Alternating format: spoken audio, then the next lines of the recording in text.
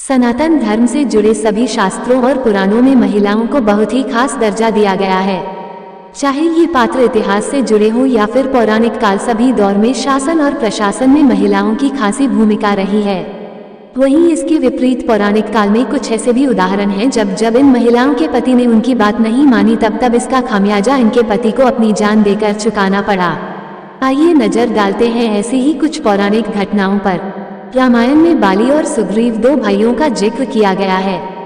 बाली के मन में मैला गया था और उसने अपने भाई सुग्रीव को सभी राजपाट से बेदखल कर दिया और उसकी पत्नी को भी अपने अधीन कर लिया।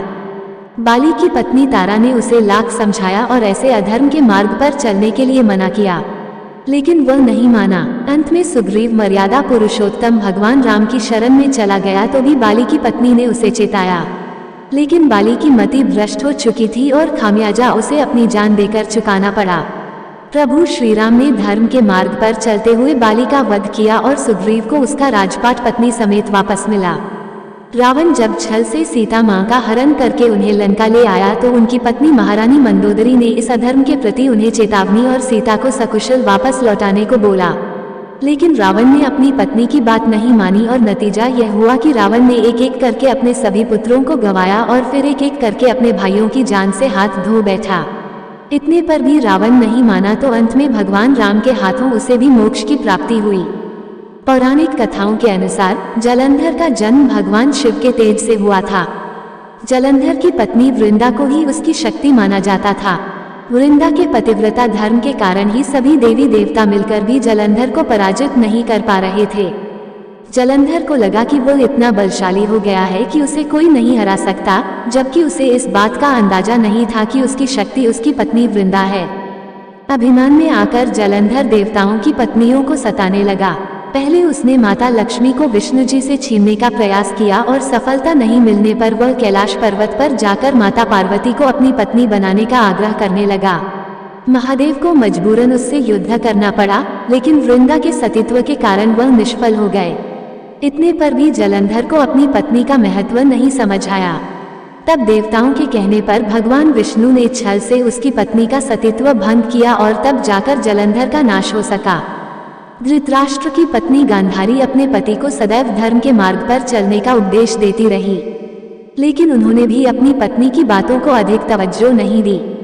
कौरवों ने जुए में पांडवों के साथ छल करके उनका सब कुछ छीन लिया और यहाँ तक कि पांडव द्रौपदी को भी हार गए, तो उनका चिरहरण होने पर भी गांधारी ने अपने पति धृतराष्ट्र को यह सब रोकने को कहा, तो भी उन्होंने अपनी पत्नी की अनदेखी की। गांधारी के भाई शकुनी की गलत संगत में रहकर कौरवों ने पांडवों को मारने के लिए उनके खिलाफ साजिश रची।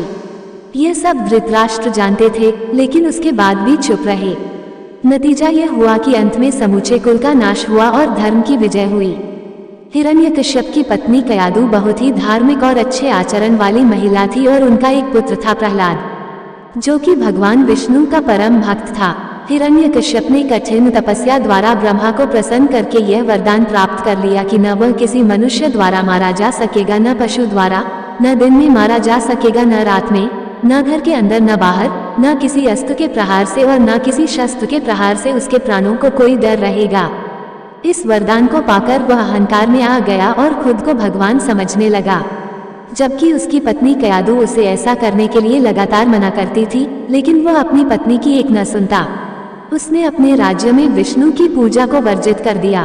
प्रहलाद भगवान विष्णु का उपासक था और यातना एवं प्रताड़ना के बावजूद वो विष्णु की पूजा करता रहा।